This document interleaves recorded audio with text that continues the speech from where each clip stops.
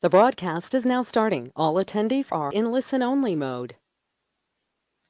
Hello, everyone. Welcome to this month's Women in Technology chapter meeting.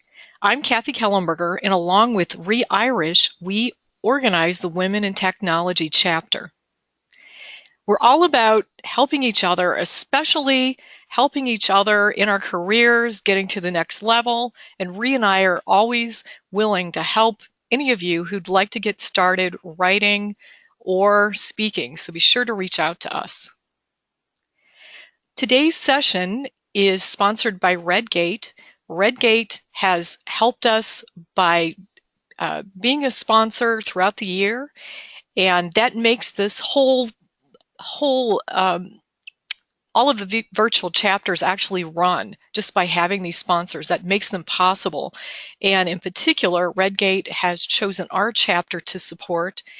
And part of the benefits is that we have some funds that we can give away a gift card. So one of you will be contacted today after the meeting, and I'll let you know that you've won the card. Just one lucky viewer today. We have all of our recordings from our meetings out on YouTube, so be sure to go check that out. And check out our home page as well, where we list all of the previous recordings. We list meetings that are coming up. And we also have, we like to promote women who are speaking at SQL Saturdays and other groups as well. We have a monthly newsletter that goes out with news and always some insights about being a woman in technology. You can also follow us on Twitter and email us if you have any questions or you want to get involved, especially with speaking and writing, witvc@sqlpass.org. So we like to promote women in not only our own chapter, but also other chapters. And we've got 3 sessions coming up. They happen to be all other chapters. Ree and I are still working on our schedule starting for next month. So expect when the newsletter comes out that we've got some more sessions from our own for our own chapter as well. And there's quite a few women speaking at SQL Saturdays. I'm not going to go through this list. There's quite a few women speaking. And actually, I'm also speaking in Philadelphia. Somehow I didn't manage to make this list here, but that's okay. And if you go to our site, we always have these listed. We have a volunteer who keeps that up for us, which is really, really wonderful. So today's session is DevOps 101 in the database. And this is one of those areas that's really kind of been difficult, especially for database administrators. And Stephanie Herr, who is one of my colleagues at Redgate, is going to talk to us about DevOps. And she was a software database engineer before joining Redgate in 2009. She loves working in Agile environments and wants to help database developers and DBAs take advantage of Agile technologies. Stephanie is currently a Redgate product manager and for DLM and is currently working on training and consultancy around DLM. So I am going to turn it over to Stephanie. And oh, one more thing, if you have any questions, go ahead and type them in the question box, and then I will let Stephanie know when there's 2 or 3 questions to answer. So I'm going to make Stephanie a presenter. There you go. Great, thanks, Kathy. Let me just share my screen. Okay. And great, looks like everybody could see that now. So yeah, I'm here to talk about DevOps 101 and databases. And if you guys have any questions, as Kathy said, just feel free to type them in the chat window or the questions pane, and we'll try to answer them throughout. As Kathy said, I'm a product manager at Redgate. I'm specifically focused on database DevOps and the whole life cycle through provisioning databases, developing, testing, building, release, all the way through to monitoring what they do in production. So it's a huge area and something that I really am engaged in and love talking about. As Kathy said, I was a database engineer before joining Redgate, and that meant I had full responsibility over the development database and the design, but production wasn't my responsibility. So I had a really interesting background of seeing how these two areas are so siloed and isolated. And in my previous company, we started with annual releases and releasing once a year. We then went to an iterative development cycle where we're releasing once a quarter. We then went to a once a month releases. And at Redgate, we now release daily if needed, but usually on a weekly release cycle. And it's just been amazing to see this change and this progression over time. My email is there along with my Twitter account and Redgate's. If you guys have any questions afterwards, please feel free to reach out. And these details are on the last slide as well. So today we'll be talking about DevOps and really talking about the background and what is DevOps, why people are so excited about DevOps, what are the benefits they're seeing, some of the practices in DevOps. And then because this was a past virtual chapter, I've realized, hey, I need to relate this back to the database a little bit as well. If time allows, we'll have a demo at the end as well. So my very first slide is the Agile Manifesto, but wait, this is a DevOps talk, right? So why am I starting with Agile Manifesto? And again, I think this really goes into the background and how DevOps has evolved over the years. I'm not sure how many people are familiar with the Agile Manifesto, but again, I went from a company where I was on a 10-year government contract where we were behind schedule 2 weeks into the program to now working on a company that releases daily. So I really, really love this Agile Manifesto. I love working directly with customers, understanding their needs, trying out something, listening to their feedback, and then responding to that change, instead of following a plan. So if you're not familiar with the Agile Manifesto, it was created in 2001, and they're really just trying to find a better way, to deliver software. And they value the things on the left more than the things on the right. Everything is important. But again, they give more value over to those individuals in interactions, that working software over the comprehensive documentation, the customer collaboration, and that, again, respond to change. So when I first started doing this presentation back in 2015, oh my gosh, I can't believe it's been 3 years now.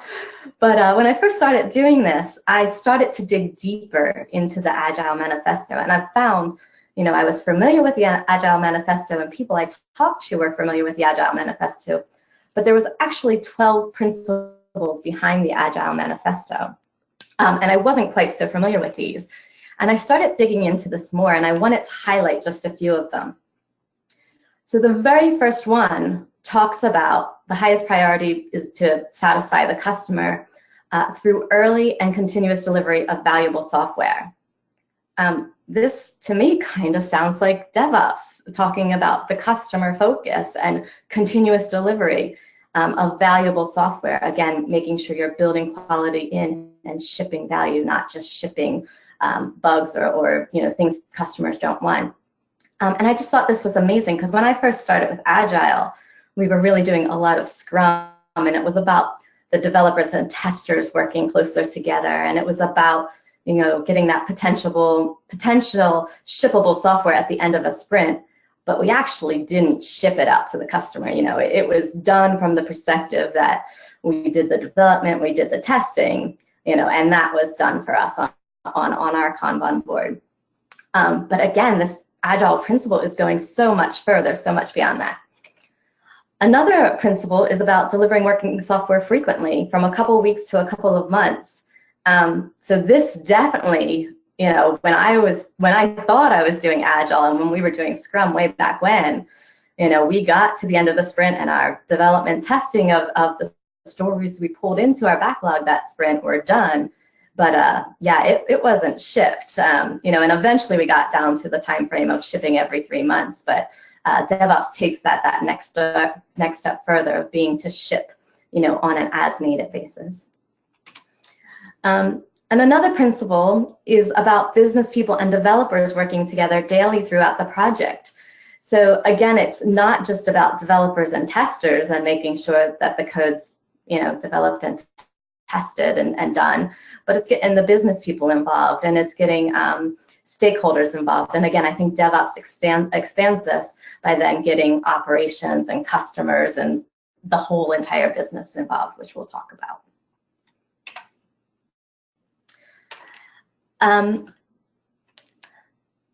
Not sure how many people out there are doing Scrum, but it's one of the frameworks that is used a lot when it comes to teams wanting to work Agile. And I love this framework as a way, especially to get started if you're moving from a waterfall to a more Agile or a more DevOps approach.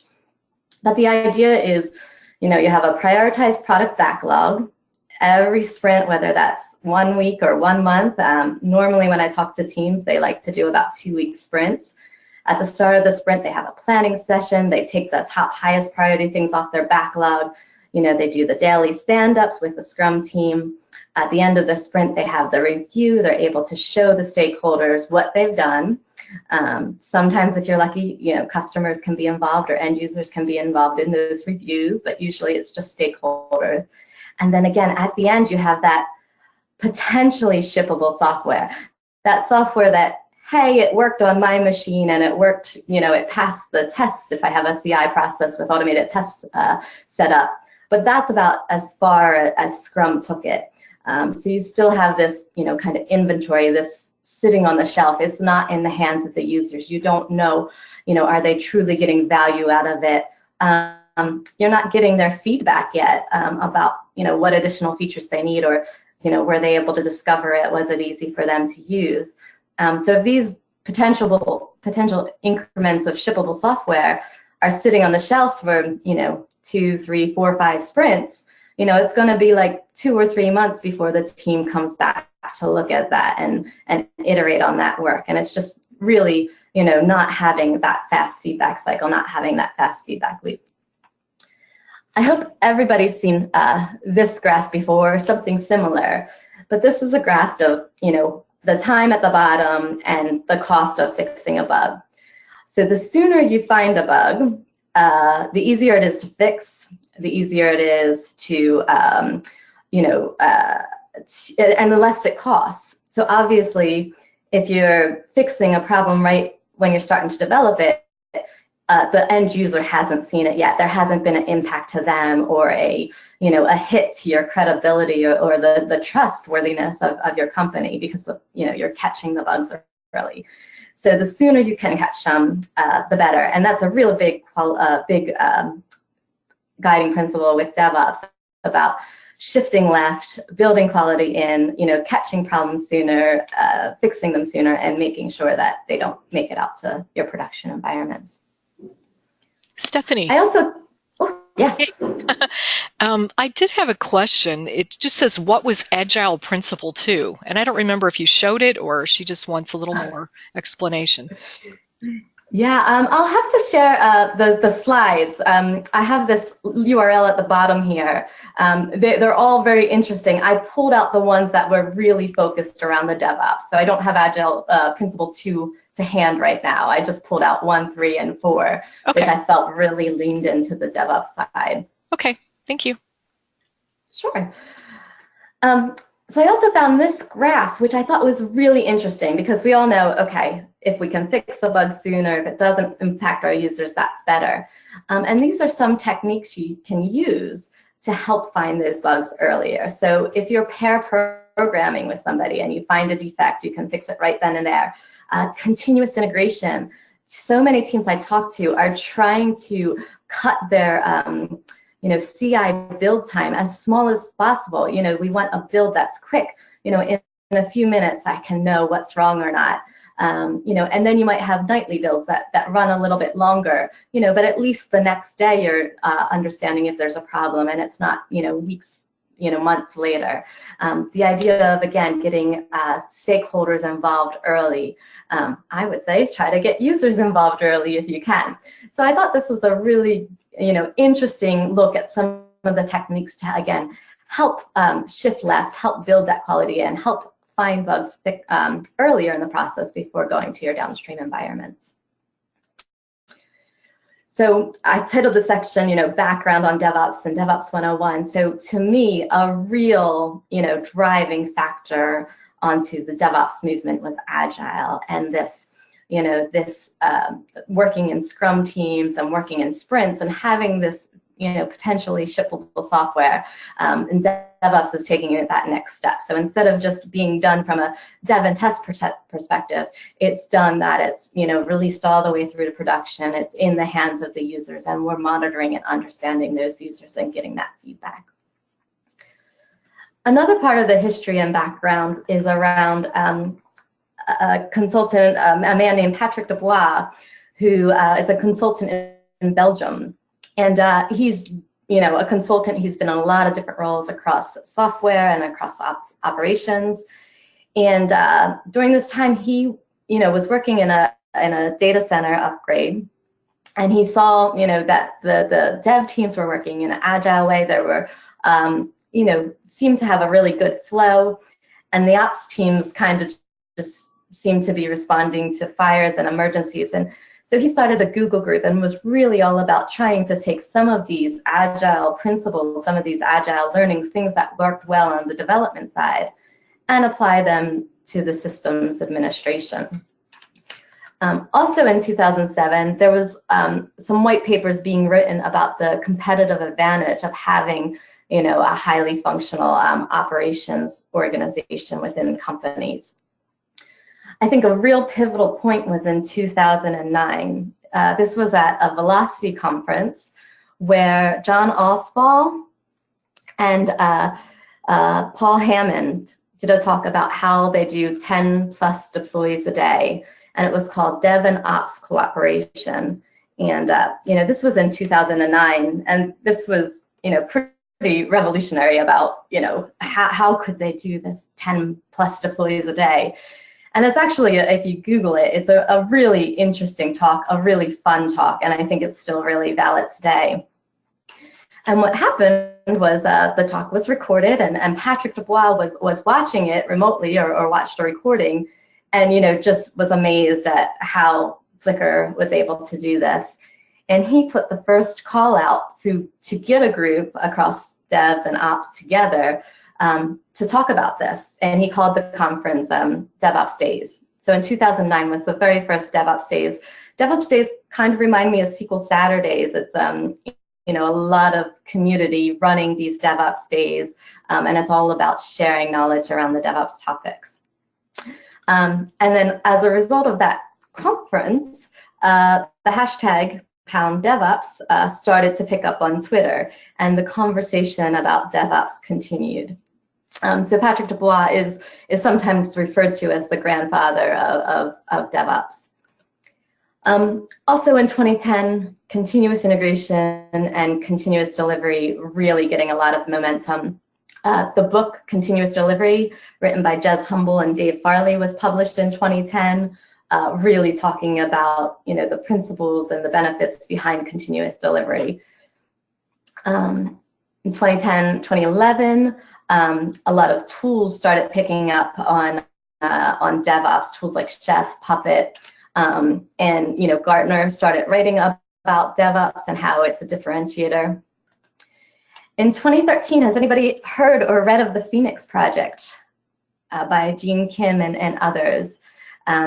So this is a really, really fun book. If anybody knows Grant Fritchie, who's also a Redgate, a Scary DBA, and also highly involved in PASS, I remember at the PASS Summit one year, he was walking around like handing these books out, encouraging people to read it, because it's a really fun novel about, a guy that takes over the operations team and the pains he has and trying to get some of these DevOps processes in place to work better. So it's a really great story, and I think it was a really, incredible book that really spread the ideas of DevOps around to a wider community. Also in 2007 to 10, Eric Ries and the Lean Startup, the idea of lean and experimenting was picking up really big. And there's been other things like infrastructure as code and just the rise of cloud and platform as a service that has really enabled some of the other practices around DevOps. So to me, this is kind of the background and all the driving forces that this movement of DevOps grew out of and continues. So what is DevOps? So Microsoft did a really fun video on Channel 9 called Introduction to DevOps. And they kind of explained it like this. You have your dev on one side, it's very siloed. You have your ops team on the other side. The development, might be working in Scrum, might be working agilely. They have this shippable software. It works on my machine. It's passed my test. And they pretty much throw it over the wall to the ops person. And then, things don't go quite so well. But hey, that's their problem. That's their team that's responsible for those servers. So in the past, there's been this real disconnect that developers are focused on speed. So every sprint, I'm pulling in these features. I need to get these features done. I want to get these features released. And that's what developers are thinking of is, I want to get this feature done. I want to get this feature done. And, operations on the meantime is focused on production, but really it's about protecting that production environment. And anytime, you introduce a change into production, into your system that's working so well, that's risky, that's scary. This was a change you probably weren't aware of. This is a change, that, again, if they were working in a more waterfall wet approach, the last time it required an all-nighter or the DBA being in on the weekend to, push the release out and make sure things were still working correctly. So there's this real kind of, split between the two roles and what they're focused on. And we have some fun memes, the developers are saying it's worked fine in my environment, it's their problem now. And this other one that, it's not my problem, it's in their side of the boat. But really, we're all in the same boat. We're all in the same company. We all need to be thinking about, the end user, about the success of the business. We can't just say, I've done my part, it's your problem now. And DevOps is really all about that, systems thinking, looking at the entire whole, breaking down those silos, breaking down that, this communication barriers, really leveraging different people's strengths and expertise, but working together towards that same common goal. So when I started putting this presentation back together in 2015, it was so hard. If you would Google, what is DevOps, there would just be pages and pages of results, and every page had a different definition of DevOps. There was no standard, this is what it is.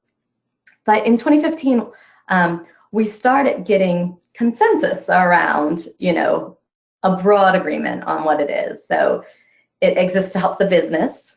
It's broad but centered on IT. Foundations in Agile Lean, as I talked about. The next one is really important. That culture is very important. It's a huge thing. It requires cultural change, implementing DevOps processes. Feedback is really important to help drive that continuous improvement, and automation helps. So a lot of people think DevOps and they think just automation, but it goes beyond that. It goes so much further. And DevOps is about releasing, quicker and getting that value to users, and then taking that feedback and iterating back on it and getting a next release out. So yeah, if you're like Flickr releasing 50 times a day, if you're doing that manually, that's gonna cause manual errors and mistakes and just, I don't know, I don't think I'd be very happy if I had to, copy a script over from this server to this server and push the execute button, 50 times a day. And there's just, a lot more risks introduced without automation. So automation is very important, is a big thing when it comes to DevOps, but it's not the only thing. So again, I wanted to know, well, what, if Patrick DeBois is the founder of the grandfather of DevOps, what is his take on what is DevOps? And he did a presentation back in February 2011, and he was talking about it's restoring the trust between dev and ops. But then he also talked about, it's collaborating not only when things go wrong. So not only when, you tried to ship it to production and it didn't work, but, working together sooner, trying to fix the problem in early environments before it gets to production. And I really love this picture, because in this picture, Patrick's showing that it's not just developers and ops in this picture, but it's also the sysadmins, the UI designers, the architects, the network, the security people. So I'm a little bit sad he doesn't have DBAs on this picture, but again, it was back in 2011, and I think he is trying to encompass that in some of his future slides. So he talked about it's not just about dev, it's not just about ops. Ultimately, it's about a happy customer. So I thought this is really insightful. And in 2012, he wrote a blog about DevOps. And it's really collaboration, optimization across the whole organization. It goes beyond dev and ops. It's starting at the business, all the way through security, all the way through the end customer. And he called, a lot of times what people, starting with DevOps, and they think, well, DevOps is just the combination of development and operations, because that's what the word means. That's just a very small part of it. That's, he refers to as DevOps Lite, when you just zoom in on that dev and ops. And there's lots of improvements to be made there. But again, DevOps is a cultural change. It's a business change. It's, a lot more than just dev and ops. So I finally came across my favorite definition of DevOps. And this is from Donovan Brown at Microsoft. And the reason that I like this definition so much is just that it's short and easy to remember, but it actually encompasses a lot. So it's the union of people, processes, and products to enable continuous delivery of value to our end users. And I've had the fortune of working with Donovan and talking to him about this, and he's very specific about the order of this. People, process, and products. So the people really come first, that cultural change, that shift in how we're working, that breaking down the silos, collaborating together on the same goal, changing your processes to support that. And then the products, again, the products, the tools, those are the things that can help with the process and help the people, but really people come first. He also talks about continuous delivery of value. So if you can ship 50 times a day, but you're shipping things that are breaking, or you're shipping the wrong thing, or you're not providing that value to the end user, that's not ideal. And then he also talked about to our end users, like it must go all the way to the end users. Just having something to show a stakeholder, is not enough. Just having something. You want to make sure the end users have it, are using it, gather their feedback, and integrate that back into the next cycle. I also got to meet Nicole Forsgren, who works at DORA. DORA is the DevOps Research and Assessment organization. For the past 2 years, they've, joint with Puppet, have put out the State of DevOps report and have done a lot of research around this. And her definition of DevOps was use of technology, process, and culture to deliver value to an organization. So again, I thought this was really interesting and aligned closely with Donovan's definition. Culture is important, and it's really value, continuous delivery.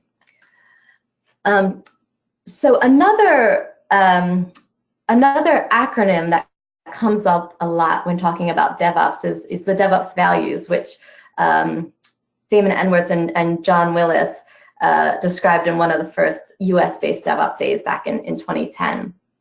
It was originally described as CAMS, and later the L was added, COMS, because again, the importance of lean that goes into this as well.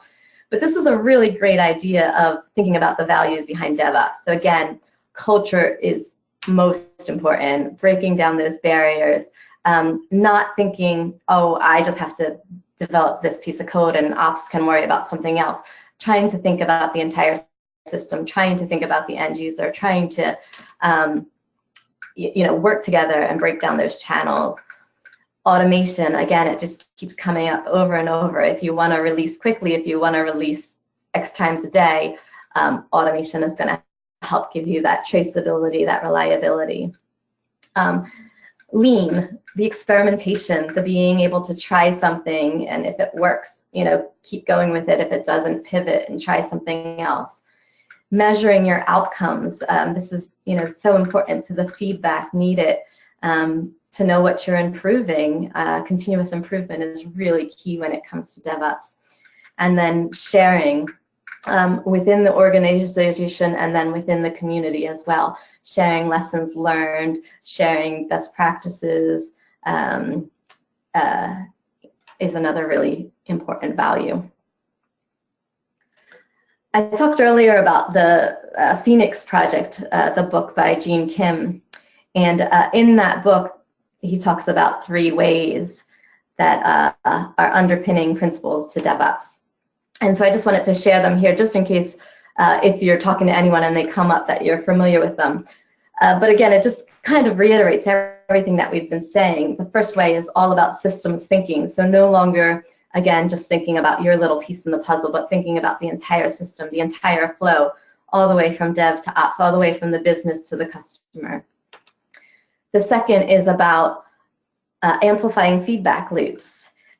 This could be within development, so continuous integration, automated testing, getting that fast feedback, being able to fix those bugs, catching them early before they go out.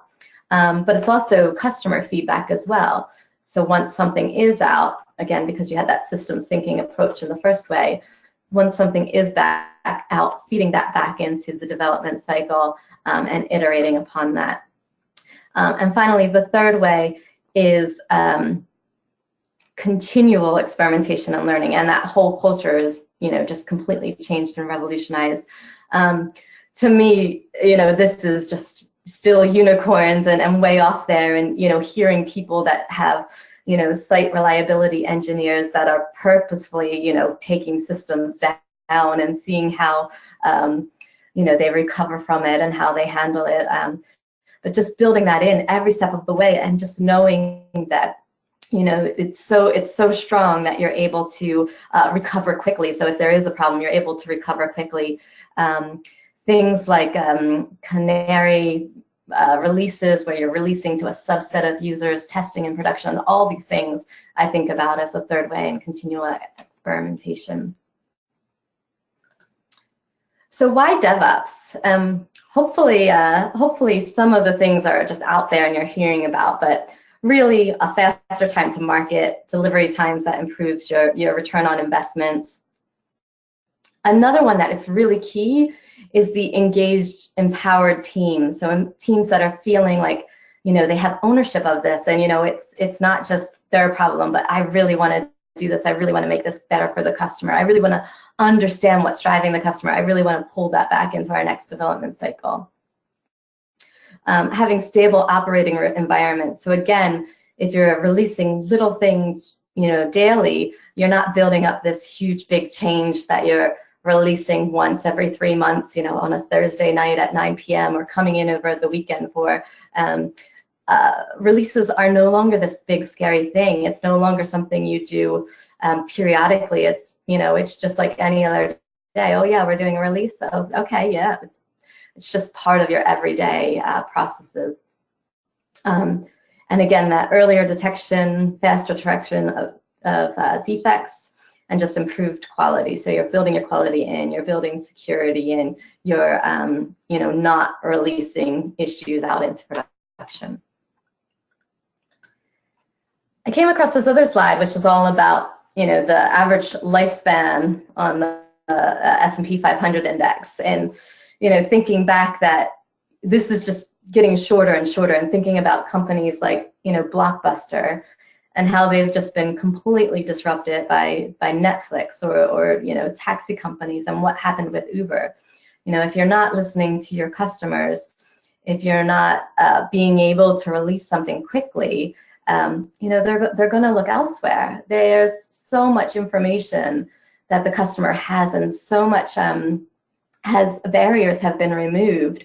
They no longer have to wait for a CD to be shipped to them with the software and have to install it. I mean, they can just go online and try out your competitor, probably for free in a matter of seconds. So, if they're not getting what they need from your solution, they can easily find something else and try something else.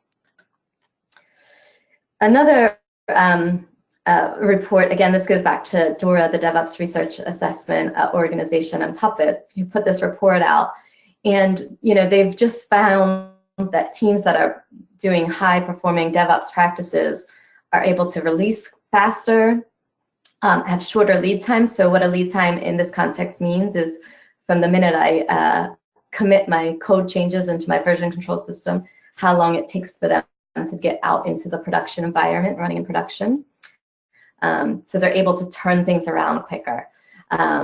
Even though they're releasing faster, they're failing less, so 3 times less in their findings from 2016. And when they do fail, they're recovering quicker. So that's just huge that, these teams that are practicing these DevOps high-performing standards are able to just really deliver value much quicker than competitors. They also find that they spend less work on, security issues or unplanned rework, which means they really have a lot more time to get on with the new stuff, to get to listen to the users, to incorporate that feedback in and spend time on the new stuff.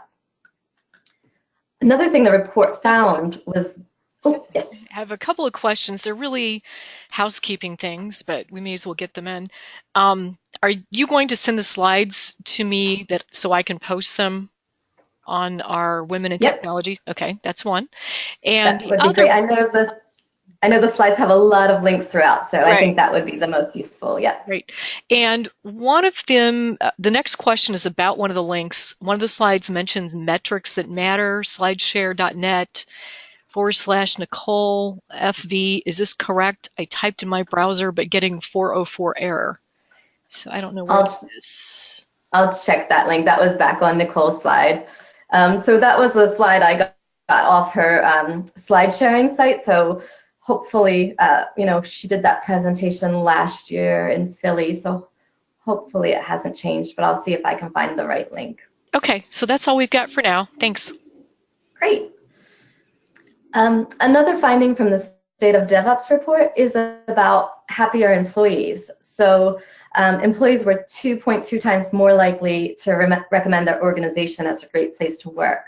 So this is just a picture of Redgate, and again, I just love working there. I feel really empowered, really engaged. I have autonomy, I have empowerment, I have, I'm responsible for talking to customers and finding their issues or finding issues they don't even know they have yet. But it's really engaging to work in that type of environment instead of just, being told you must do this, this, and this, and oh, you're behind schedule and you have to meet this, deadline time frame, which is completely unrealistic. So yeah, just the engagement that the teams find when working in these environments, the empowerment, and we all know, or hope we know, how expensive it is to try to hire a new employee, and if you lose someone good and the time spent recruiting and training them and onboarding them, so if this is, if working in DevOps processes is something that's going to keep good team members, with your organization, then that's a real win as well. Just, a little bit more Redgate examples of, this was a tweet from Steve Jones. This was July 28, 2016, so I need to get some updated pictures in here. But, just if you're familiar with SQL Prompt, it's a tool for writing SQL within SQL Server Management Studio or Visual Studio. Back at this time, this averaged a release every 2 working days. We were releasing that tool. I love this one too. A problem was reported on Friday at 5 p.m. We shipped a fix, Monday at lunchtime. I joke that, this is only because the dev team's over in the UK. Otherwise, I think it would have been fixed that Friday. So really being able to listen to our customers and turn around fixes for them, quick is really key. And it's also, makes the teams feel good that, they've worked on something and they can see a real impact it's making pretty much immediately with customers. There's also, this was also from Nicole's slide deck, so I'll have to check this link as well. But this was a presentation that Microsoft did before and after DevOps, and how happy they were with their work-life scores. And it's just a huge difference that the happiness was only 38% before, but 75% after, and teams feeling more engaged, feeling more empowered, having more influence over the products. I'm not going to read this slide out, but I just thought it was really interesting, again, because DevOps is a lot about automation, ways that automation makes you more successful. Again, the ability to go faster, the visibility it provides, the consistency, not having manual errors of copy and paste issues, things like that. And just being able to make sure developers, DBAs, are focused on the most important things instead of doing a manual routine process. So what are some of the DevOps practices? People talk about provisioning and infrastructure as code, being able to spin up environments. Again, this is where the cloud has really made a difference. Version control, getting things into version control, tracking those changes, potentially using branching strategies. But the thing that changes here is really that your small, frequent changes. You're committing often. You're not having long-lived branches that introduce an integration nightmare when you try to merge them back to master at the end of weeks or months. Being able to integrate as you go. Because again, if you're thinking about 50 deploys a day, which I'm not saying you have to be thinking about 50 deploys a day. I think what you want is a really repeatable, reliable process so that you can release as needed. But again, if you're releasing 50 times a day, you're not releasing 50 brand new features in each release. They're going to be small changes. They're going to be changes that might be a refactoring change that's setting you up for the the big things that will come over time with all the commits, with all the changes. But it's not like 50 releases with big bang major feature releases. These are small incremental changes, reducing the risk, getting it out to your production environment so hey, it's going to work there as well. Continuous integration, a huge practice for, again, catching issues early, being able to get almost immediate feedback of any problems that this code change has just introduced. I'm a big fan of thinking about automated testing when it comes to continuous integration. If you have continuous integration and it's just building your system, that's great, but you're not really really getting all the benefits of having automated tests. And this is hard, and I think it's harder for databases. Tools have been around for unit testing application code a lot longer than they have been for the database world. But this is definitely something in the application, being able to run a lot of unit tests so that you are testing everything at its fundamental level, being able to run integration systems tests across the entire system so those things still interact, potentially running smoke tests on an automated fashion through your critical red path to make sure your smoke tests that you haven't introduced any major issues in your common workflows. People even go as far as doing performance testing or load testing, and really understanding those changes, how they'll work in production. I actually have a funny story here because again, as I said, I was a developer, a database engineer. I had full responsibility over our developer database, but I worked in a system that was, employee data, so I had no access to the production database. So my employee table in my development database was about 5 records that I manually entered. One was my name, one was my colleague's name, and maybe a friend or two's name. And I was building this system that actually went to a company with about 500,000 employees in the production system. And so the things that I was doing in development on my employee table with 5 records, definitely ran a lot differently in production with 500,000 active employees. Who knows how many previous employees? So it was definitely eye-opening, understanding and things that a data generation tool where I could mimic a production data set really came in handy. Continuous delivery, release management. Again, this comes to the automation of releasing to your downstream environments like test or QA or staging or production. Things that are going to help eliminate the manual error, things that give you repeatability, reliability, traceability. And I really, really stress there's a huge difference between continuous delivery and continuous deployment. I really hope people are aware of that. Continuous delivery just means you're able to release at any point of time. The code committed to your master branch is in a good state, so if you need to do a quick fix, you can fix it on master and release. Your tests are passing. You stop the line if it's not. Continuous deployment is every single change, as soon as I commit, if it passed my automated test, it goes all the way through to production. Some people are doing that.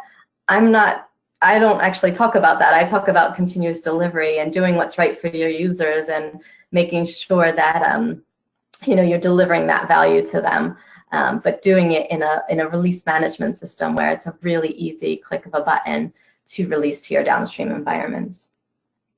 Monitoring, understanding how your system's being used in production. So things like telemetry, usage data, but also things like application monitoring and performance monitoring, especially when it comes to SQL Server, performance of the servers, the databases. Did I release a new stored procedure? Or did I make a stored procedure change? How is that running? And again, these are the things that you want a system in place to catch those problems, before you hear it from your users. Catch it early, try to fix it, put it back through your release management system, and push out the right change. Also in DevOps, I hear a lot about feature flags, canary releases, dark launches. These are kind of really advanced concepts, but they're really great ideas. So feature flags is, we do this a lot in our tools where we're working on a beta feature and it's turned off by default.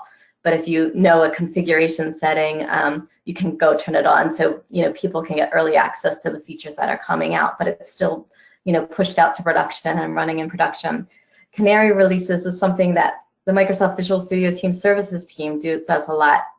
So when they have a new release, they release it to their internal users first, make sure there's no problems there. If there's not, if the telemetry looks good, if the usage looks good, they roll it out to their MVP. So it's outside the building. Is it still working for those MVPs? If it's still working for them, let's roll it out to this region. If it works for them, roll it out wider. So again, it's limiting your exposure, and it's making sure that you're testing on that small set of users that might be a little bit more understanding first before it goes out to all your users. So what are some of the DevOps measurements? So this comes directly from the State of DevOps report. The things that they measure are the deployment frequency, so how often you release, how quickly you can release, so once you commit your code, how quickly is it before it's running in production, every release, what's the change failure rate, and if you do have a problem, how quickly can you recover? And this is directly from the 2016 State of DevOps report. This is their findings for the different performers. So high performers have these DevOps practices, principles, culture in place, can perform deployments on demand. It takes less than an hour to go from code commit to out to production. They can recover quickly, and have a really low rate of failure. And again, that's because they're building security in, they're collaborating early, they're talking about the issues early. They have the automated testing in place that's going to catch those things, before they make it out to production. And also, I just have a slide here because I came across this article, and I thought, because I started my talk with Agile, I really thought this was a great way to kind of sum up that they talked about what DevOps taught me about Agile. So, Agile is great, but Agile and DevOps really go together. You really need Agile, or Agile really needs that automation in order to be able to deliver those changes at the end of each sprint to the end user. What's potentially releasable at the end of a sprint and what's actually released can be vast. Just because it worked on the devs machines or passed the builds doesn't mean it's going to work in production. And if you have differences in environments, or if your configurations aren't scripted and aren't automatically applied to your different environments, it could be a problem. The importance of customer feedback. A lot of times people think Agile, you're not thinking about the architecture and you're just jumping straight into the code, but with DevOps, it might matter a little bit more about architecture, and people talk about services and how to be able to release a part of the application so that you can release 50 times a day and not have to release the entire thing and rerun all the tests. Batch size, we talked about smaller commits, being able to reduce how much is going out in a release, reducing that risk. So to me, Agile and DevOps really, really go hand in hand. Finally, I wanted to list some anti-patterns. So what DevOps is not. So, if management is just saying we're doing DevOps, that's not DevOps. If you just have a new job title, DevOps, that's not. There's lots of conversations about DevOps job titles. I won't go into that here. You can't just merge the teams together and call them DevOps. If the devs are still thinking, I just have to commit my code, I'm done, my responsibility ends here, that's not DevOps. If you have a blaming culture, it's still, their problem or their fault, that's not DevOps. And another one I really want to call out for DBAs, the second to the last one, DevOps doesn't mean giving developers sysadmin rights to production. DevOps doesn't mean, handing over the keys and having them do everything, or anything they want on production. I still feel like, there's skills and strengths that the different team members bring to this team, which have the same goal, which is all about the user, and putting these practices and places together to meet those goals. But it doesn't just mean letting developers do anything they want on production. Ultimately, you still have responsibility. You're still GDPR, PII, HIPAA, SOX regulations, that protecting that production data is still incredibly important. Do not just give sysadmins DBA permission. Or, I'm sorry, do not just give developers sysadmin permissions to your production machines. And again, if you're just automating, that's great, and a lot of people start there with the automation, but you're not getting the full value of DevOps. You're not getting that cultural change. You're not getting that collaboration. You're not getting those goals and that user-focused, user-centric. So again, DevOps just goes a lot more beyond just DevOps and a lot more beyond automation. So now we get on to the database. Any questions, Kathy? Or not right now. Okay. So clear, I guess. I want to share some findings from a 2017 State of Database DevOps report that Red Gates has done. And it's just, a lot of people are thinking about this. So some organizations have already started. Some organizations, plan to adopt this in the next 2 years. They really feel the biggest reason to start incorporating DevOps is to be able to increase the speed of database delivery, to your production environments. Again, if you're a production DBA and your team wants to release weekly, it's just not foreseeable. You'll definitely be a bottleneck if you're the only one that can hit that button. And especially, when I was a database engineer, I hope it's not still like this anymore. I talk to teams where it is still like this, but I used to attach a SQL script to an email and send that to my production DBA, and he would, save the file to his, server, or I think he had to save it to a USB drive, and then, VPN into the right server, and then copy the file to the desktop, and then you'd have to open the right connect. I mean, it was a very, very manual process, and he never, was aware of any changes that I was making, until that, Thursday night at 9 p.m. And one of the funny stories is, sometimes he would make changes to the script because he wanted it to work differently on production. So he'd make changes to the script to execute it, test out a few things, everything seemed to work. He would then close SQL Server Management Studio. And the biggest thing there is there was no record of what changes he made on production, and those changes never made it back into my development environment, so that I didn't accidentally, overwrite it the next time I did a release. So it was, a really manual, horrible process, that I just, continue to see teams improving on. Some other findings, 75% of developers are working both across the database and the application.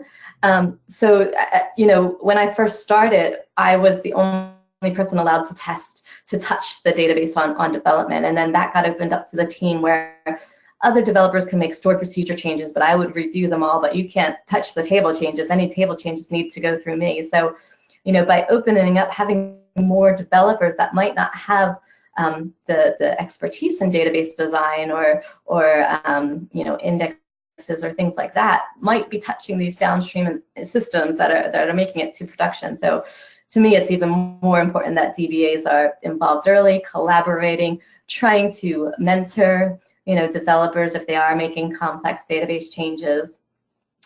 And the final point there, the greatest risk when you're doing that old school way of database releases like I was doing is just the downtime, and we all know that downtime can cost money. So we asked our users, there was over 1,000 people that participated in the survey. We asked them which practices are they adopting, and we can see for a lot of the practices, the application is on the left, the database is on the right. So the application is more advanced in these features like version control, CI, test automation. They're still not all the way there, but they're doing more of it for the apps code than they are for the database. So, we do feel that the database is lagging behind. It is that bottleneck. But to me, when I started with Redgate in 2010, almost everybody I talked to didn't know what version control was when it came to the database or how to do it. So it's great to see that number up to 58%, and I just feel like there's still so much more we can do there. But this is a typical process. Ideally, the developers are working on the applications, it's in source control, it triggers their CI builds, it's automatic getting released to their other environments. But the DBA is still this separate process. There's no record of what's being changed. There's still a manual DBA involved for deploying it to downstream environments. So it's definitely the bottleneck. And what we'd like to see is having more integration there, using the same tools already in place for the application, the best practices, and getting that into place for the database. So the challenges with the database, I know I just have a few minutes left, so I'll try to wrap up quickly, really around securing and protecting that production data. Change is risky. There's also reference data or lookup configuration data that has to flow through your development environment all the way to your production system. But then there's also test data. We have learned at Redgate, ideally people want a copy of production databases to test against with all kinds of rules and regulations and security, personal privacy. That's hopefully isn't being copied to environments that aren't secure, that multiple people have access to, laptops. But you want that realistic test data, you want that realistic data set. A lot of times these tools have really been focused on application developers in the past, so it's kind of a new world for DBAs to get familiar with. I've also seen a lot of times where they might have, different server power, in their downstream environments and their upstream environments, or maybe their, downstream environment is still on 2012 and their production is running in a different SQL Server version. So there's environmental differences which are going to trip you up, if you don't have a way to test it in a production-like system as close as possible. There's also a problem with dependencies, you know, and the database and deployment order and making sure linked servers are there, making sure this object exists before that object. Also problems with database drift. So if you make a hotfix directly to prod, how do you make sure that gets back into your development environments and not overwritten the next time? If you have customers with different customer data, or if you have customers on different versions, how to maintain that backwards compatibility with the database, and rolling back. So with the application, it's really easy to just copy over the previous files. With a database, you know, what happened to the data? Did you have a backup beforehand? Are you in the you know, lucky few where you can take a database backup before a deployment because you know, it doesn't take long and you don't have to worry about zero downtime deployments. You know, what's your recovery plan if something goes wrong? So I got to meet Gene Kim back in 2016, who wrote the Phoenix Project, and he, you know, signed my book, Long Live DevOps, especially for the DBAs. He realizes how important this is. I also want to quote another one of my product managers, that databases releases should be boring. They shouldn't be this, you know, weekend dreaded thing. If they're consistent, if they're reliable, if we involve the DBAs early and they understand the changes and they're giving their expertise earlier, you know, that's huge. So in conclusion, the very last slide from that Velocity conference, which started this all, they talked about it not being easy, but you just, you know, could carry on shouting at each other. So this is not easy. You know, cultural change is not easy. Getting automation in place is not easy. But what's great is, you know, you can take baby steps to get there. So learn more. I definitely recommend watching that Velocity conference. There's that initial talk that started this all. There's some great resources by Gene Kim at that IBM DevOps website. And if you want more particularly about database DevOps, I'd recommend going to redgate.com/DevOps. But to get started, you know, why do you want to do DevOps? What is your pain points in particular? You know, start to think about your business. Stop thinking about just your role or this little piece in the bigger picture. Start to think about the system. And I know it's a lot simpler than it actually is, but if you can just start talking to your devs and devs start talking to DBAs, or having some, you know, sessions where you can try to work on problems together, I think is a really great way to get started. So thank you so much. And I just wanted to give another shout out to Redgate and past Women in IT. Redgate, again, for sponsoring this chapter, this session. And if you guys could just take a minute to go onto Twitter and tweet a thank you to Redgate and past WIT, I would really, really appreciate that. Thank you. Thanks so much, Stephanie. We don't have any additional questions, but I think I just have a comment that, you know, as DBAs, we're shy.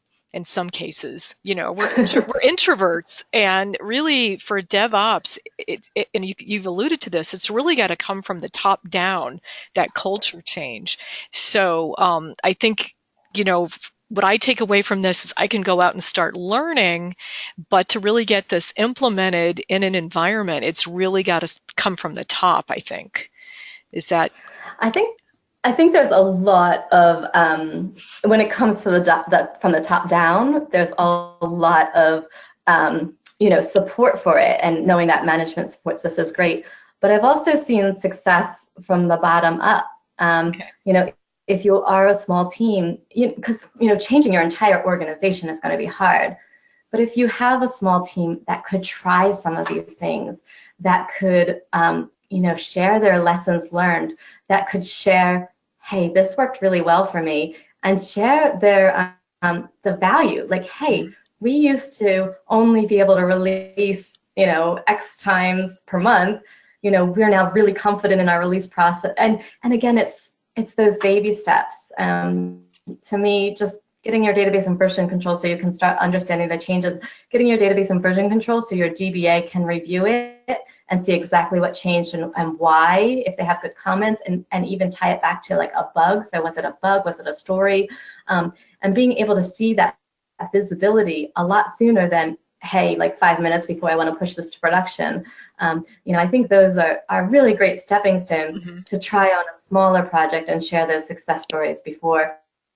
I mean, if you just from a top down say everybody's going to do this, it's, I think you're going to see some of those anti-patterns where people say they're doing it, but they're not really doing it. But getting a small team to try it out would be great. Cool.